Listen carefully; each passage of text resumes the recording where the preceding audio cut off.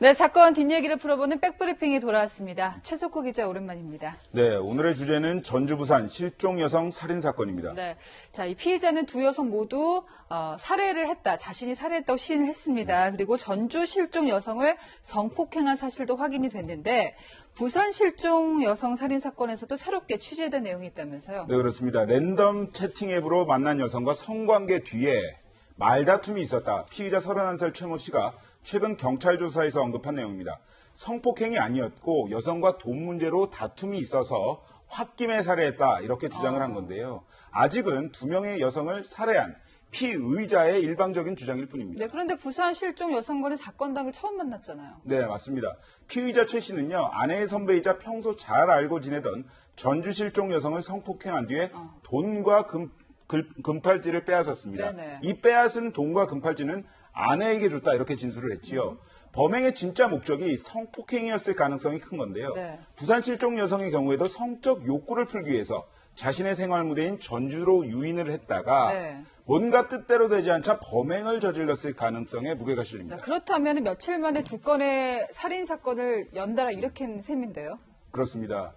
이 전주 실종 여성을 살해한 게 지난달 14일입니다. 그러니까 나흘 만에 또 다른 살인 범죄를 저지른 겁니다. 최 씨의 전과 기록을 보면요. 여자친구를 강금 폭행한 특수관관, 그리고 도박빚을 갚기 위해서 2천만 원을 훔친 절도 전과는 있습니다만 네. 살인 전과는 없었습니다. 자, 그런데 어떻게 단기간에 연달아서 두 명이나 살해를 했을까요? 네, 이 부분이 중요한데요. 한 차례 살인을 저질렀는데 경찰에 잡히지 않으니까 대범해졌다. 이렇게 볼 수 있고요. 네. 또 하나의 가능성, 이 부분이 중요한데 드러나지는 않았지만 또 다른 살인 사건이 있었을 가능성도 배제할 수 없습니다. 랜덤 채팅 애플리케이션을 기록도 남기지 않고 쓸 정도의 수법을 아는 사람이라면 피해자가 딱 한 명, 생전 처음 여자를 그런 경로로 만났을 거다 이렇게 추정하기는 어렵잖아요. 그렇기 때문에 제3의 피해자가 있을 수도 있을 것이다. 이수정 교수 말대로라면 3명 이상이 될 수도 있고 연쇄살인범의 가능성도 있다는 거네요. 그렇습니다. 피해자가 3명 이상이면 연쇄살인범이라고 합니다. 네. 그런데 이 부분이 중요한데 경찰이 최 씨의 휴대전화 통화 기록을 살펴봤어요. 그랬더니 1년 동안 무려 1,148명의 여성과 1년 동안? 네, 통화한 기록이 있었습니다.